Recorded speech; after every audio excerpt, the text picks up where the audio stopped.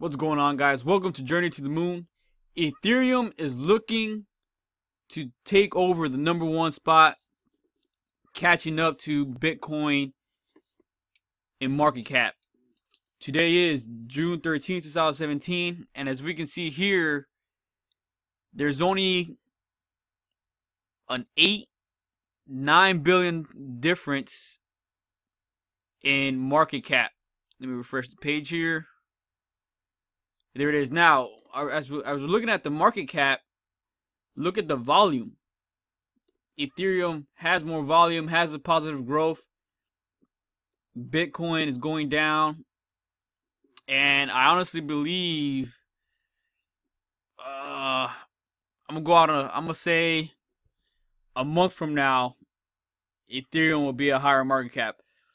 Ooh, I don't make that kind of prediction, but let's look at some screenshots. Here was 2 days ago. There was a $16 billion difference. A week ago, right, June 8th, it was a $20 billion difference. And 3 weeks ago was a $22 billion difference. And Ripple was ahead.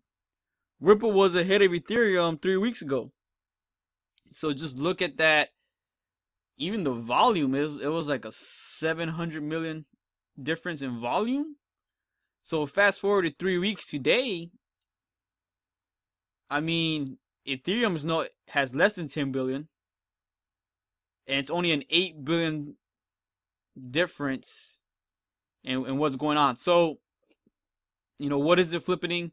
There is different variations of the flippening. Some people just said the flippening was when Bitcoin dominance went 50%, or some people are saying when one coin finally overtakes Bitcoin. So whatever your definition is, but this is an interesting website here. So here are the market caps.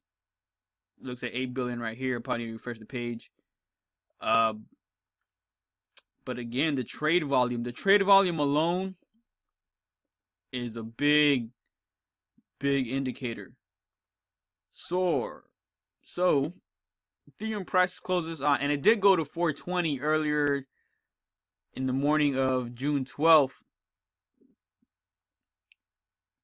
Let's see what we have here. The flipping about to happen, and South Korea keeps buying up. So Bancor sets the record with 144 million in less than 3 hours. So June 12th, in my last video, I talked about how I was gonna invest in this ICO. So I got up early, and the hour of the ICO, there was just so much cluster, so much mania. People were having all kinds of problems with trying to invest in the ICO. They extended it, the 1 hour window, to 3 hours. And since it was uncapped, it was just so much FOMO. So if you try to invest in Bancor, you know what I'm talking about. Let me know if you did or you got in or not. But there's massive attacks on the system.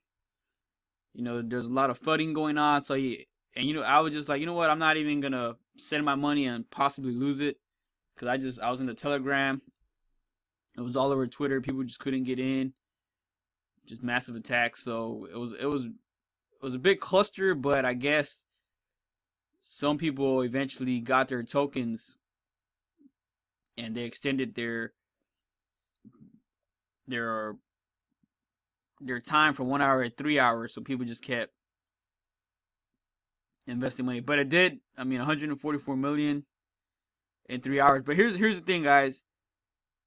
It raised nearly 400,000 Ethereum, nearly 400,000 Ethereum in that time. So what happened was everybody was buying Ethereum for the single purpose of this ICO.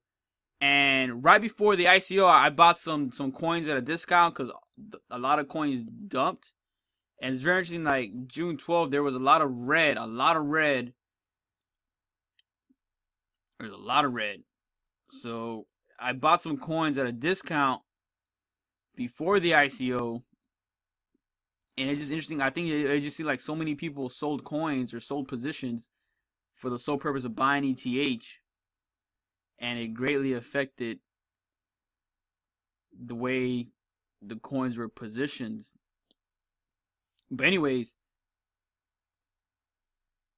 Ethereum pumped to like 420, and then when people were just having problems and all the FUD was going on, it eventually dumped to like 380. So here we are right now. It's picked up a little bit. So go to the 1-day chart. Yeah, it was 414. You know, it dropped down. When you think about it, 412 all the way to 350. So it dropped down about $60, and then now it's evening back out again. But it just goes to show how much influence this ICO Bancor had on the market. So, well, Panda wrote an article, "What's Wrong with Ethereum?" And he goes into Ethereum's sole use case at the moment is ICOs, token creations. What's driving Ethereum's price? Greed, right? So everybody is buying Ethereum for the sake of doing ICOs, and the ICOs lock up the ETH, right? So that's interesting because there's no shortage of ICOs this coming month of June. So if you're going to need to buy more Ethereum to invest in these ICOs, and since these Ethereum tokens are going to be locked up in these ICOs, Ethereum is only going to go up. I don't see how it would go back down. Now, the projects, the ICOs, the devs could sell some Ethereum, but if, say, for example, they accepted Bitcoin or another coin for their ICO, they'll probably sell those coins and just keep holding on to their Ethereum. Another example is Bancor. A friend of mine runs a trading group. He collected 1,100 BTC to BTC, 1,100 BTC to put in Bancor. They need to convert it into ETH before the sale starts.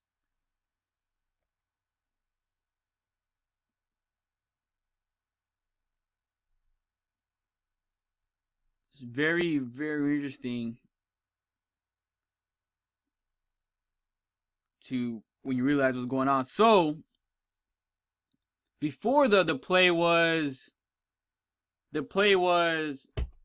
you know, invest in ICOs and hold for 6 months. Now it became, and then when the bat ICO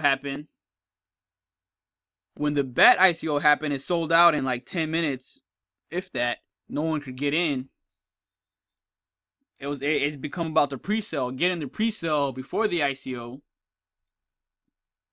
And now it seems like the play is buy Ethereum, sell the pump before the ICO, and then buy all the coins that suffer from people selling, right? Buy all these coins at a discount. Just interesting to when you think about it.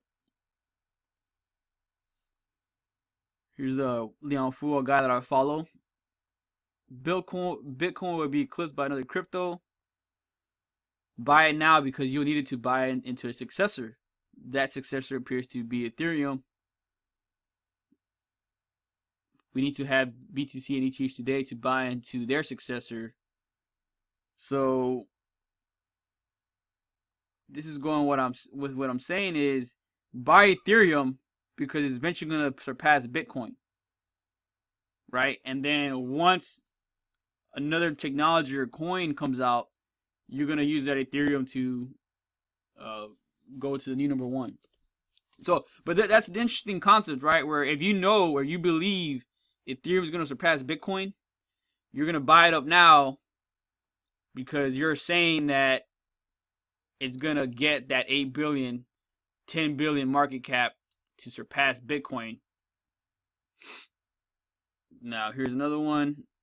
I officially declare Ethereum project Flippening, and he's just going by based on the trade volume alone. he believes that it's gonna happen. So you go scroll down here. Now these guys are talking about ETC, which I'll get into a little bit, but there's something else. Another tweet that I saw that I thought was pretty interesting.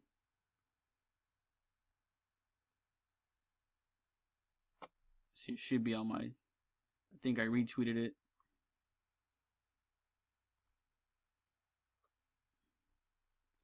Oh, here we go. ETH pumping with this intensity. User activated software FUD is exactly what it needs to make people switch from BTC. So I'm sure you've heard of all about the user activated software. What's going to happen? Blah blah blah. You know, hold and hold, have strong hands. But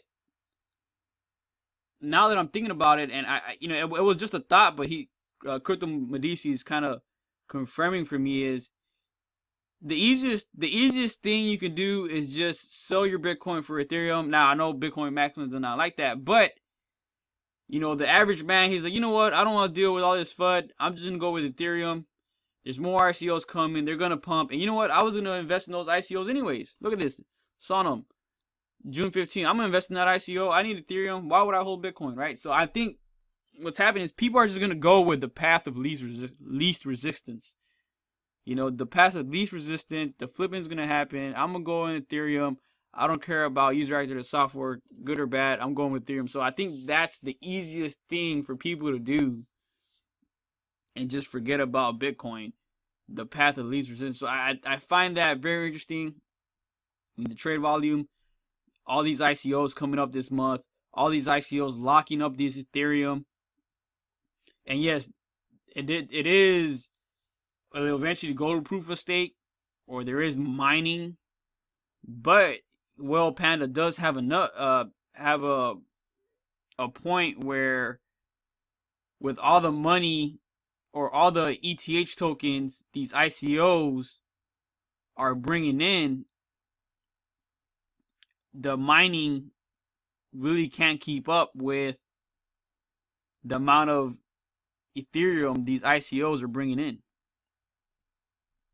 I know he says that somewhere in his article.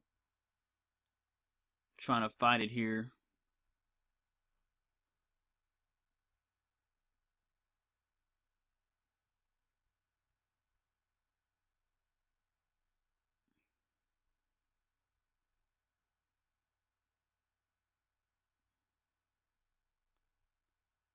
Let's see if I could find it. There it is. Obviously, there are new coins being mined, but if you look at the amount of ETH those ICOs raise, at this point, it's just a drop in the bucket. So that is a good point. Now with ETC, I found this interesting too. Goodbye ETH, switch to ETC. Sold my Ether for ETC. Switch.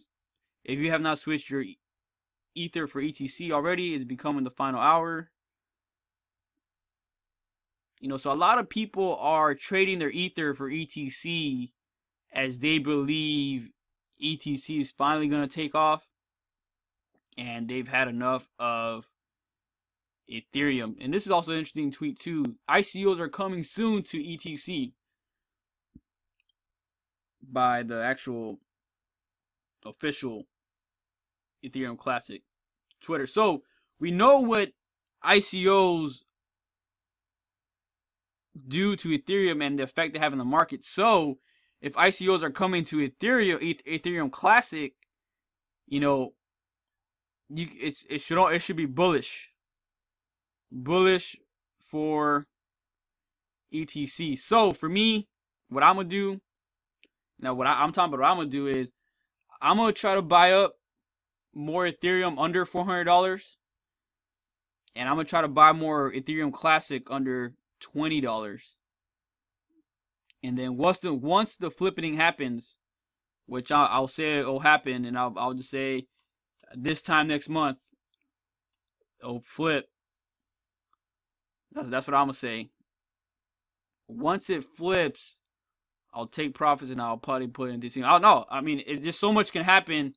I mean, with the crypto space, it's like I'm scared to make predictions because like anything can happen from one week to another. But I definitely see if I could find some. Yeah, all this ETC that's under 20 bucks, I'm gonna try to buy.